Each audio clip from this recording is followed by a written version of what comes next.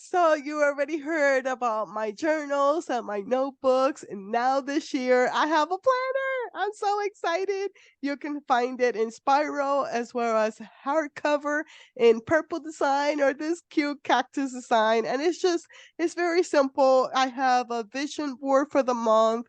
So your goals, your tasks, and then the next page is like for important dates or notes that you want to save, or if you would like me and obsessed with the quote of the month, that you can have it a track there as well.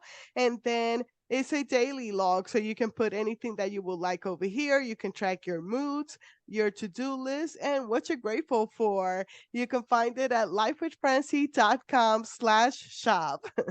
Hello and welcome to Life with Francie podcast, a place where you will find all kinds of conversation like mental health, self-love, self-care, trauma, hobbies, and more. With this podcast, I want to create a place where we support one another in business and personal life. Hope you enjoy this episode. Now, let's get the show started. This conversation was sent to Podmatch, an amazing community for podcast hosts and podcast guests to find tools, resources, and make amazing collaborations like this one. You can find all the links in the description of this episode. Now, today I have the pleasure to talk to Sally, who was motivated to become a real estate investor when her mom became sick in October 2018. Sally has 53 was 53 and needed to make a change in her life quickly. She has been an insurance agent for 20 years and has used her experience to make positive changes. Now she shares her information weekly in her real estate group and a win-win woman TV. She has more information too about finances and how to make more money and everything. I'm just excited to start this conversation with her. Welcome, Sally, to the show. Tell us, what is life with you? Thank you for having me. It's not make more money, save more money. You make the Save money more and save money. the Yes. taxes. Yes. Um, with when I moved to North Carolina because I'm a scuba diver and I get to go diving. When I lived in Arizona, we had to go to Mexico to go diving. So that's why I moved to North Carolina because I can do real estate here much easier and I can also go scuba diving as much as I like. Oh Except for my today, it's God, that's thunderstorm, right? And raining. awesome. I wish I could, but I don't know how to swim. So that scuba diving is not for me. But I love that. Can you tell us a little bit about your story? I appreciate that. When my mom got sick, October 28th, 2018, I was living in Phoenix. My parents were in Goodyear, Arizona. My nephew in Charlotte was getting married. I was a Medicare broker. Busiest time of the year, open enrollment. So my parents drove from Goodyear to Charlotte, and I was told on Thursday before the wedding, my mom got sick and she was in the hospital. I worked until 8 o'clock the Friday before the wedding. Drove myself to Sky Harbor Airport, flew on a red eye. My nephew met me, family tradition. We went to IHOP for breakfast, love IHOP. And then we went to go see my mom at the hospital. We walked in, and the priest was giving her last rites. I did not know my mom was that sick. She was on a ventilator for 13 months, in a hospital for 15 months. She got septic blood or blood poisoning. She got better, thank God. But my parents were only supposed to be gone for 2 weeks, and instead were gone for 9 months from Arizona. They were in Charlotte area. So I was doing their mail once a week, sending things to my dad because he didn't plan to be gone that long. In December of 2018, a letter that was 27 pages thick from the Centers of Medicare Services said my mom's first month in the hospital was $72,000 on a ventilator. That's a lot of money. My dad was a retired military officer. She was getting the best care she could. But I'm standing in my mom and dad's kitchen going, I have $184,000 in debt. I need to change my life right now. So standing in my parents' kitchen, I called my friend Glenn, who was a real estate investor. He had invited me to a meeting back in August. And I said, hey, open enrollment starting. I can't do this now. I called Glenn and he's like, next Saturday, we're having a potluck Christmas party, get a $5 gift and bring some food, meet my fellow real estate investors. I don't know about you, Francie, but walking into a party where you know nobody, scary, but it was the best decision of my life. In 2019, still working full-time as a Medicare broker, I wholesaled seven properties nationwide, paid off all my debt, feeling fantastic. And then my CPA calls me and says, we need to have a meeting. My 2019 taxes, I went from 22% tax bracket up to 24% tax bracket, and I owed the federal government $79,000 in short-term capital gains. I don't know about you, but I was devastated. I thought I had a huge big red L on my forehead. In my real estate group, they thought I was a rock star. Hey, look at all I'm doing. Well, drive home, I have dinner with my boyfriend. He's in shock. I'm in shock. My great aunt Kitty in Ireland always made a comment: sleep on it. Put whatever your problem is, sleep on it at night. I woke up at 5 a.m. the next morning saying, I need to find this book. In my national real estate group, Garrett Gunderson wrote a book called What the Rockefellers Do. And they have a special trust called the Spendthrift Trust. Theirs is called The Office. It's 7 generations old, has almost 400 people in the trust, and it saves federal taxes. This was back in April 2020. It took me 6 months. I didn't start my 2 trusts, but the business trust and the beneficial trust, until September of 2020. But I'm saving taxes, and I want to teach other people how they too can save taxes, because this is not taught in school, unfortunately. Yeah, no, and please, you can go ahead. I think this is gonna be mostly you on this because I am horrible in my taxes and everything. So I need all of your wisdom, please and thank you. Excellent. Well, I love how you talk about the planners. One of the things I want to say to you, Francie, do you know that if you don't write down your goals, only 3% of Americans write down their goals every year? So for you to be having your planners, that's a beautiful thing to be helping people with. But if you don't mind asking, are you a 1099 income earner, or are you a W-2 earner, or both? Hoping and praying to be back in the 1099 circle, but I'm a W-2 because I work for the post office. Okay. Unfortunately, with W-2, I can't help W-2 earners because they have to pay all their taxes. But if you are a U.S. business owner or 1099 income earner, so maybe if you have a side hustle, you will save at least 90% on your federal income taxes every single year. And then there's 43 states with state income taxes and personal taxes that if you get everything into the trust, you'll save that too. I just talked to a gentleman, husband and wife, who have an auto body shop in New Jersey. We're going to save them $36,420 every single year. We're going to bring their taxes from 22% down to 22%. I'm sorry, 22% down to 12%. His wife does have a W-2 income that we can't touch.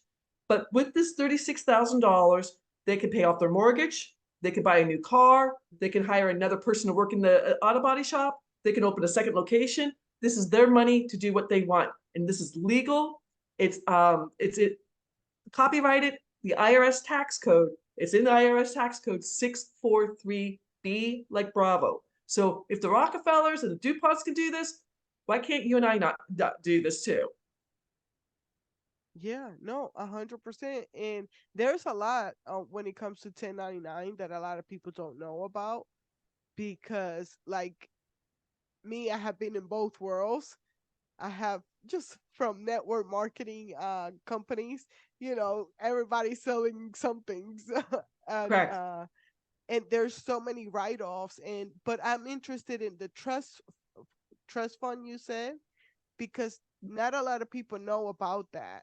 I just heard about it, Unfortunately, they like don't. like I have heard about it before, but I haven't seen it in action till like last year. So yes, please. That's amazing you've heard about it. Most people have never heard about it. So congratulations. Thank you. I was like, oh my gosh, what is that? And how can one get started with it? Correct. Just to give you an idea, for business owners and 1099 income earners, I suggest you should be making about $75,000 because there's an expense, a one-time payment for the trust, but every year afterwards. My first property that I had in the trust, true story. Um, this was all in 2020 when I'm getting in trouble with the IRS, everything like this. I bought a bank-owned reverse mortgage property in North Carolina, so I could fly out and see my mom, write it off on my taxes, woohoo, try to do things. Well, it's the middle of COVID, so it didn't go to auction until August 28th of 2021. I paid $20,000 for it. I knew it was going to go to auction for $50,000. So that $30,000 spread in between at 24%, I would owe the federal government $7,118. I didn't want to pay that anymore. So I bought this in July. I started my trust in September, and I just did two simple bill of sales. In with my banker in Phoenix, and then sent them to the attorney in North Carolina.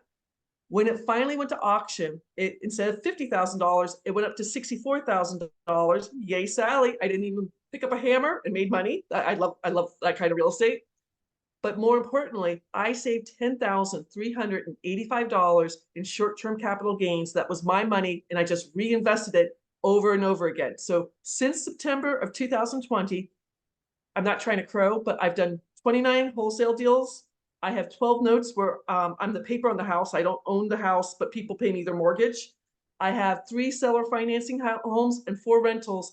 And I just keep putting the money all through the trust, saving so much in taxes. It's a beautiful thing.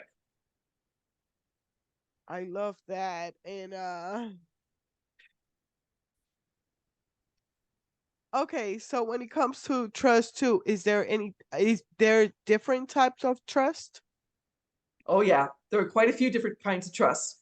97% of all trusts sold every year are what my mom and dad had and what Susie Orman talks about on television, the family trust. There's nothing wrong with the family trust, but the only thing that does is avoid going through probate when someone dies and then it dissolves. This is not your mom and dad's trust. This trust is going to save you in 4 very important ways: federal taxes year after year, generation after generation, keep your information private. Do you have an LLC or an S corp or anything, Francie? Not yet. Okay.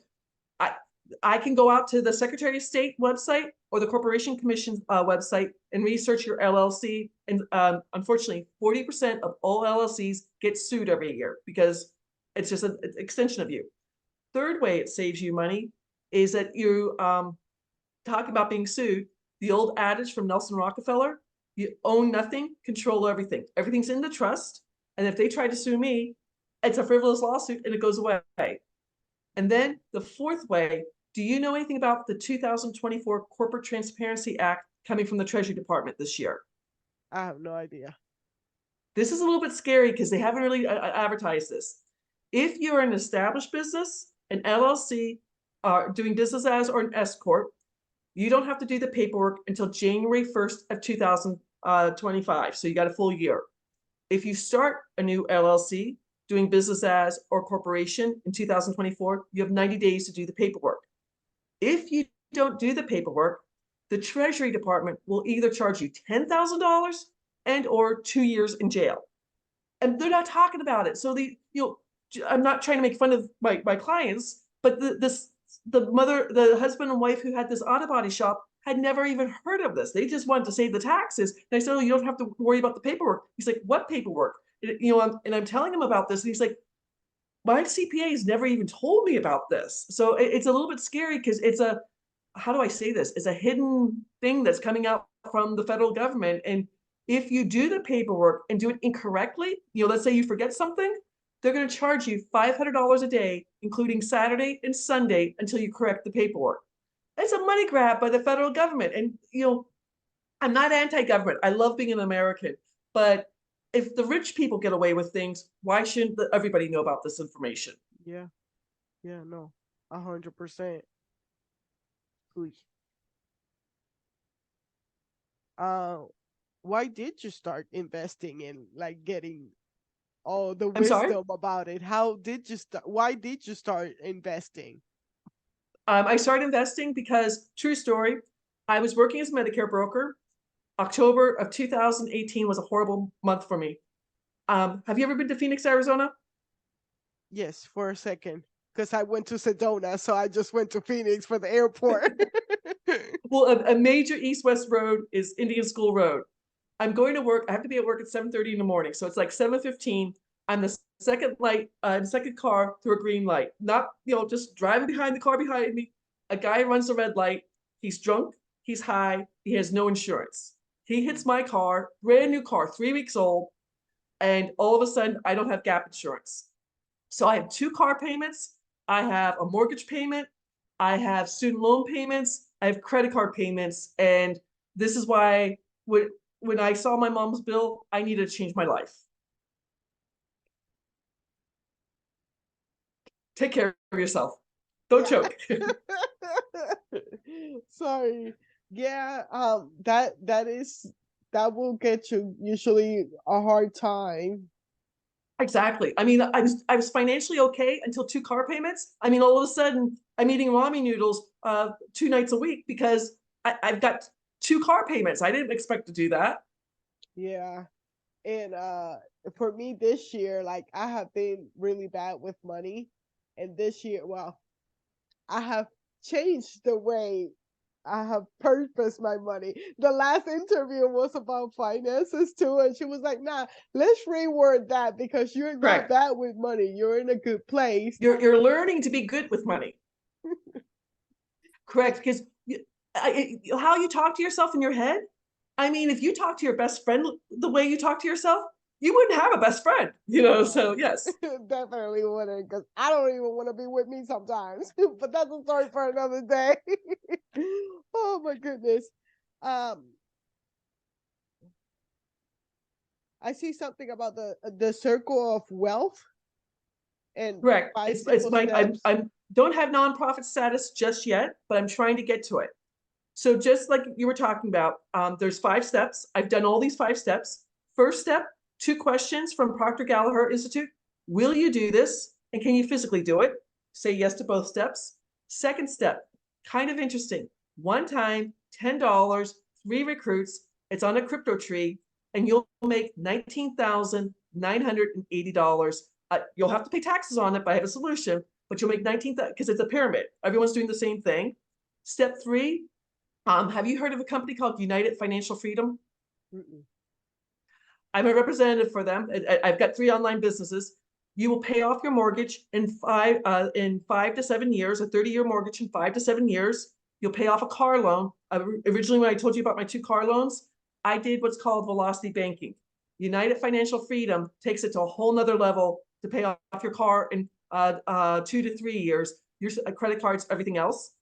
Fourth step, if you want to learn how to be a real estate investor, fantastic. If you want to ignore a fourth step or third step, you can. And then the fifth step, you have enough money to buy either the beneficial trust, so you can save the profits on crypto, or the business trust if you want to. And I'm teaching this in churches here in North Carolina, and it's been amazing getting people on that because $10, don't go to Starbucks twice, and you can get on the crypto tree. So yes.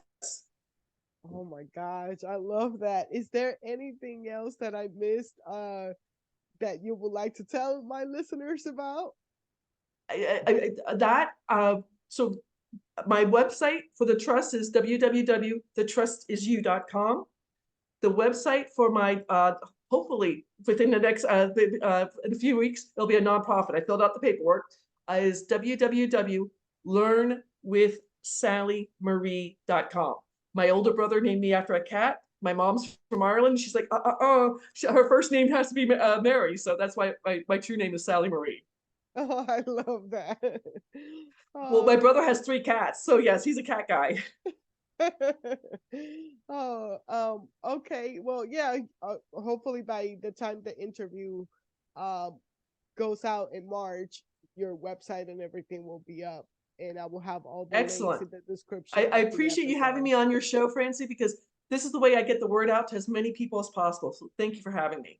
And your mission is so necessary. Oh my goodness. I did that on the last interview. This one is so flexible. I forget to put it back. I can hear you. So if I can hear you, That's good. I went scuba diving a few weeks ago. My ears are still clogged. So if I can hear you, other people can hear you. I know, and I've been a little bit under the weather, so I'm glad that I was able to do it.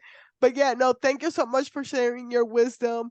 I'll all in it. I have to like call when this episode goes live. I will re-listen and be taking notes too because you Excellent. share Because so give much. me your links. Like what your handles are. Like if you're on Instagram or if you're on YouTube, because I send it out to all my people too. Because it gives me proof that hey, other people are listening to me too. So I love that. Well, thank you so much for coming on the show. And this year, I have added the question, what are you grateful for? I do a thing. This is really hard. Hopefully you can do this.